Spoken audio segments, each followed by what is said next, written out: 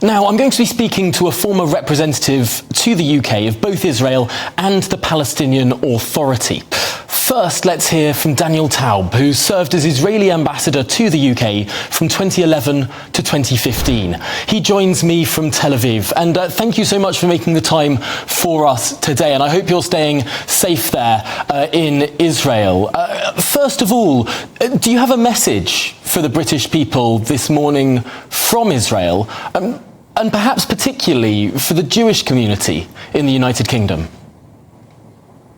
Hi, Tom. Good to be with you. Just to clarify, I'm speaking to you from Jerusalem, not from Tel Aviv, just down the road. I think my message to the Jewish community and to the general British population is actually the same message. We are going through one of the darkest times that Israel has had. But one of the points of light is the absolute moral clarity that we are seeing from our friends and leaders, throughout Europe, the United States, and so on. There's a tremendous amount of suffering, grief within Israel, and we know that Palestinians are also suffering. But there is no equivalence, no way of making a comparison between Israelis who are doing everything they can to save the lives of Israelis and limit the damage to civilians in the Gaza Strip, and Hamas, this terrorist organization that targets civilians in the Israeli side and brutally abuses Palestinians on the other side. So we really call for people to hold fast to that clarity at this point in time.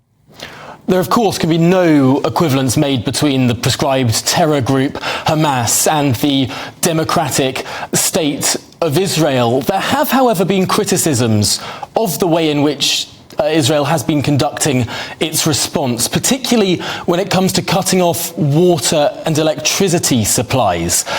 Politicians in the United Kingdom have sort of flip-flopped on their support for this measure. Is it going too far? As you know, we have been working very closely with the international community to try and make sure that supplies, humanitarian access reaches the Palestinians of the Gaza Strip, particularly in the south. But we're also aware that to date, in the 16 years since Israel pulled out of every inch of the Gaza Strip, humanitarian aid, and that's including European aid, has been hijacked and abused by the Hamas terrorist organization. And I, Tom, don't know any country that would continue to supply electricity to a territory where terror organizations are using that same electricity to build, manufacture, and fire the missiles that's in firing on Israeli civilians. I suppose the problem here is it's so difficult to tell the embedded Hamas terror groups within Gaza from the hundreds of thousands of innocent civilians. And isn't that the crux of the problem, that given the right of Israel to defend itself and the strikes that have been made, there will, of course, be innocent civilians tied up in this? How does Israel navigate that path? So first of all, the crux of the problem, sadly, is that we have an Iranian-sponsored terrorist organization embedded in the Gaza Strip, taking its own population hostage. But you're right, Tom, to focus on the fact that not only does it abuse our civilians, the atrocities that we've seen, the abuse of firing people shooting at people with inside ambulances, but in the Gaza Strip, it claims to have 100,000 militants. None of them wear uniforms. None of them separate themselves from the civilian population. In those circumstances, we do everything we can to try and separate the civilians. We've been urging the civilians to move south so they'll be out of the area of entrenched terrorist occupation there in the Gaza Strip. Sadly, we know that Hamas is forcing many of them to stay. It's locking some of them up. I heard this morning that it is actually throwing away people's car keys. I mean, that's a horrendous situation, but we cannot allow this tactic to succeed. And we need to keep our minds on the fact that after this war is over, the situation, not just for Israelis, but for the people of Gaza, will be infinitely better if Hamas, this terrorist, brutal organization, is not embedded within this area. I suppose one of the problems here is that there is a genuine sense of fear from people in Gaza, perhaps people who have been driven to more extreme means because the progress towards a two-state solution simply hasn't been being made. In many ways, things have been going backwards. Does Israel still believe in a two-state solution? So, Tom, I think we need to get the history right here. If you remember, Israel pulled out of the Gaza Strip entirely. At that time, there were no restrictions on the Gaza Strip.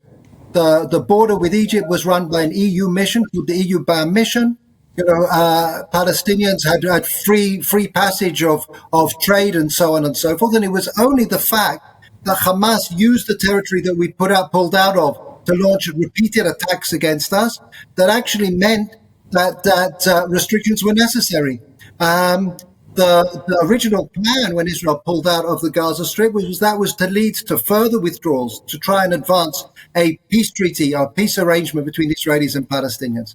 But I think you're right. When Israelis look today and they see that every area that Israel has pulled out of, whether it's the Gaza Strip, whether it's in South Lebanon, and we've pulled out in return for promises from the international community and the hope that the local populations will actually use this as an opportunity for prosperity.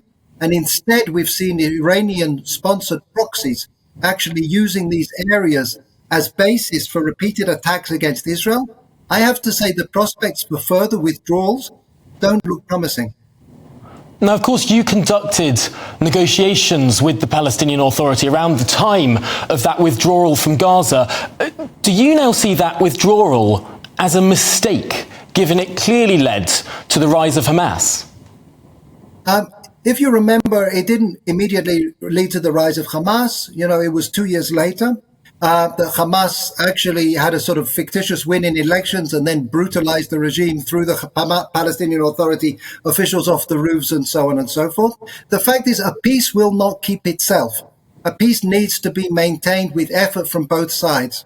Sadly, we haven't seen the will from the Palestinian Authority to take a firm hand both against the Hamas terrorist organizations and against the indoctrination of its own children. Sadly, we know that there are a generation of youngsters that have been taught that jihad, that suicide bombers, is one of the highest values. I mean, it's a horrendous form of child abuse that you send your child to school and the people that are held up as its heroes are these jihadi suicide bombers. When we see young Palestinians brought up to actually hold up constructive models of heroism, people who have tried to build their society rather than pull down ours, I think Israelis will have a greater confidence in the possibility of peace.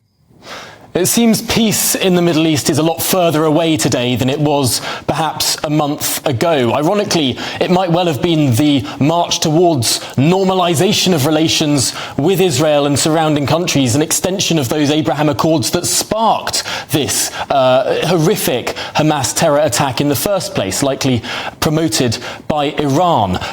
Can you see in your lifetime any normalization, any de-escalation of the clear tensions that have come so forthright in the last 2 weeks?